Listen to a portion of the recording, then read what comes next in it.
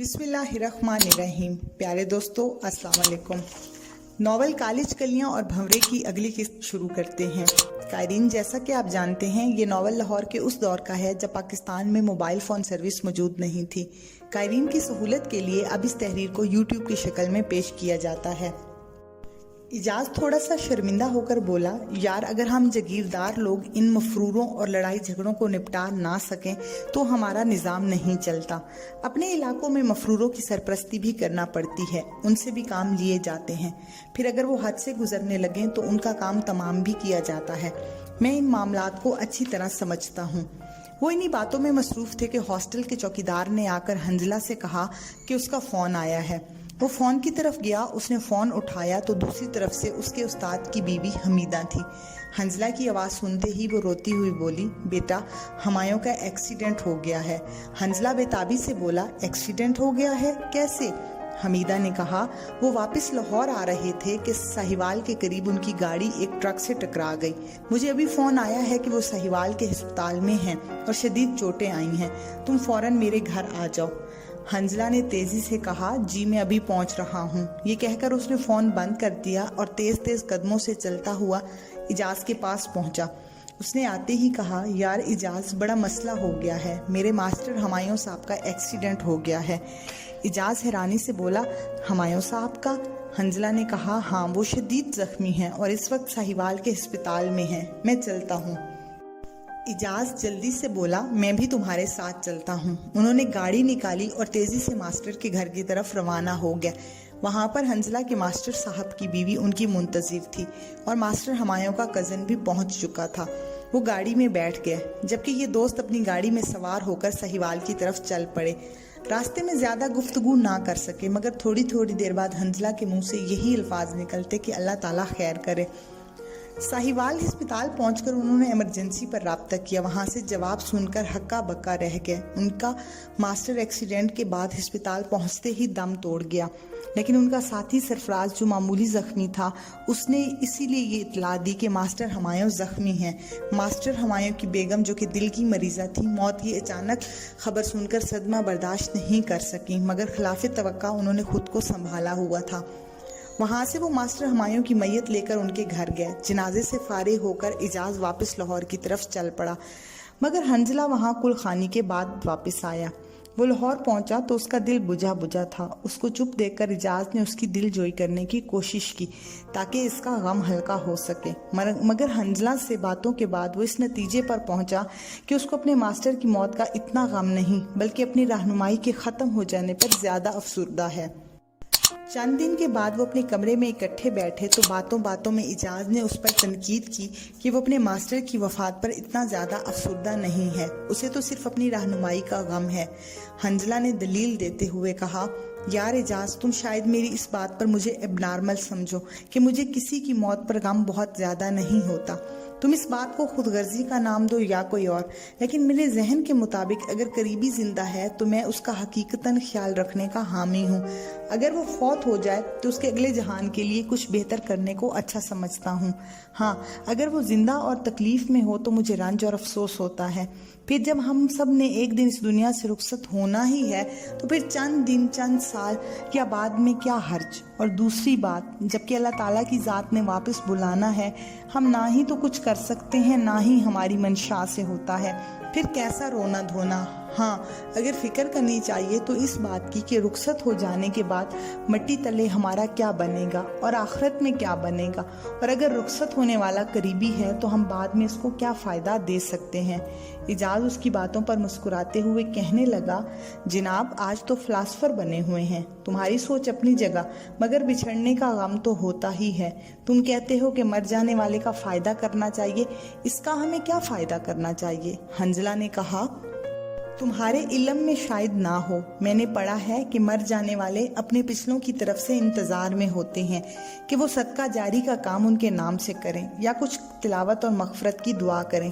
अगर पिछले कोई नेक काम करें और अपने फौत शुदा बंदे के इसाले सवाब के लिए करें तो इस अमल से उस मुर्दे का मकाम भी बुलंद होता है।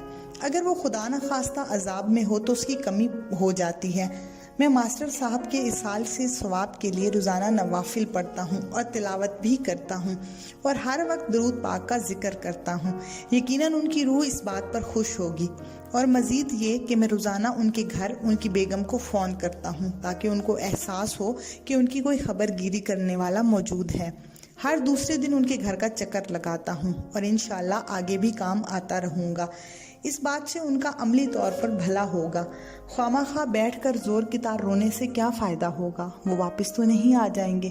ہاں، مجھے افسوس ہے تو اس بات کا کہ وہ ایک خاص مقصد کے لیے میری ٹریننگ کر رہے ہیں جو انہوں نے مجھے ابھی بتانا تھی، مگر ان کو قدرت کی طرف سے اتنی مہلت ہی نہ مل سکی اور وہ اس جہان سے چلے گئے۔ یہ کہہ کر وہ چپ ہو گیا۔ اعجاز حنزلہ کی باتیں توجہ سے سن رہا تھا اور اس کے پہلے رویے یعنی ماسٹر کی بات پر غم زدہ نہ ہونے کی وجہ سے اعجاز کے دل میں جو خود غرضی کی تصویر بن رہی تھی وہ ختم ہو گئی۔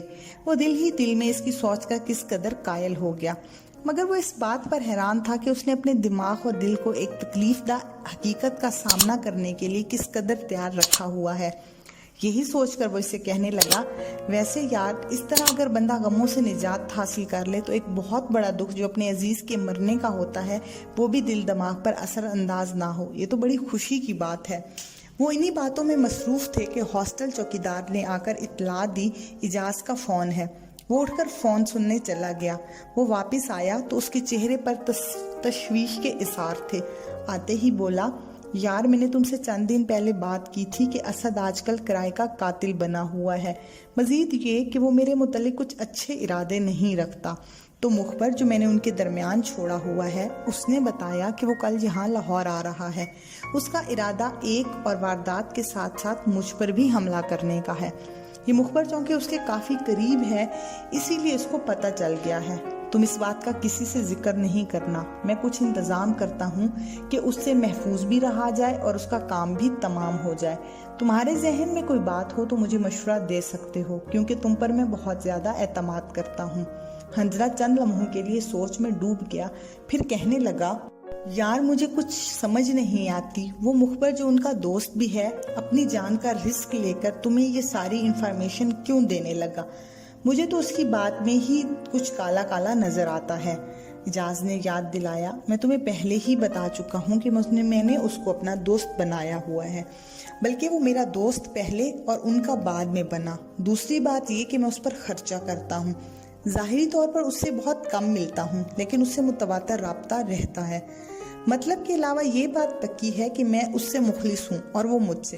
ابھی چند دن پہلے اس کے ایک بھائی کا اسکول ٹیچر تبادلہ بھی میں نے کروایا اور اس سے وعدہ لیا کہ ایم اے کرنے کے بعد اس کو اچھی جاب دلواؤں گا، تو اس وجہ سے میرا اعتماد اور ہمدردی حاصل کرنے کی کوشش کرتا ہے۔ اعجاز کی یہ باتیں سن کر حنزلہ قائل ہوتے ہوئے کہنے لگا، تو اس کا مطلب ہے کہ اس کی باتیں مکمل اعتماد کرنے والی ہیں، پھر تمہارا اندازہ بھی ٹھیک ہے۔ اعجاز نے کہا، میں آج ہی کوئی بندوبست کرتا ہوں کہ اسد اور حماد کی سرگرمیوں کی پل پل کی مجھے خبر مل جائے۔ جب ان کی موجودگی اور ٹھکانے کا مکمل پتہ چل جائے گا تو پولیس کی کارروائی ہوگی۔ یہ باتیں کرتے ہوئے وہ اٹھ کر کمرے کی طرف چل پڑے۔ پھر تھوڑی دیر بعد شام کے کھانے کے لیے میس کی طرف گئے۔ انہوں نے موضوع تبدیل کر لیا۔ وہاں سے واپسی پر اعجاز باہر نکل گیا۔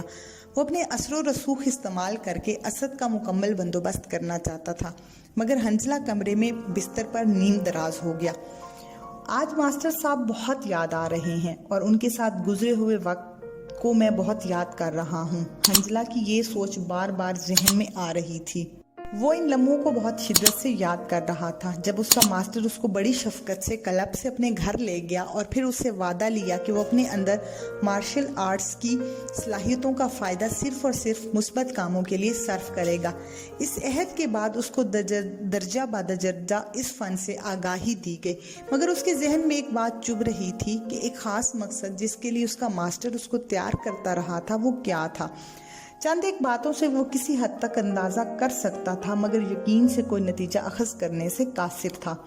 وہ جب اس کی طرف سوچنے لگتا تو اس کا ذہن الجھ جاتا، اس کا ذہن اس تشویش کا شکار رہتا۔ پھر سوچتے سوچتے اس کو خیال آیا کہ اس کے ماسٹر کی بیگم جو ان کے زیادہ قریب تھی شاید اس کے متعلق اپنی بیگم سے بات کر چکے ہوں۔ जब ये बात उसके जहन में आई तो वो बेताब हो गया कि किसी तरह अपने मास्टर साहब की बेगम से इस चीज़ के मुतालिक बात करे। उसने अगले रोज़ ही सुबह सुबह वर्जिश से फरागत के बाद कॉलेज की बजाय उनके घर जाने का प्रोग्राम बनाया। उसने घड़ी पर वक्त देखा तो रात के 10 बजने वाले थे। इजाज़ लेट वापस आने का कह गया था, इसीलिए सो गया। रात 12 बजे के बाद इजाज़ वापस आया तो हंजला ने उसकी आवाज़ पर दरवाज़ा खोला और कोई बात किए बगैर वो लोग सो गए। अगले दिन जब कॉलेज जाने का वक्त हुआ तो इजाज़ ने कहा वो किसी काम की वजह से कॉलेज नहीं जा रहा। हंजला ने कहा कि इसका भी कॉलेज जाने का प्रोग्राम नहीं है, बल्कि वो अपने मास्टर साहब के घर जाएगा।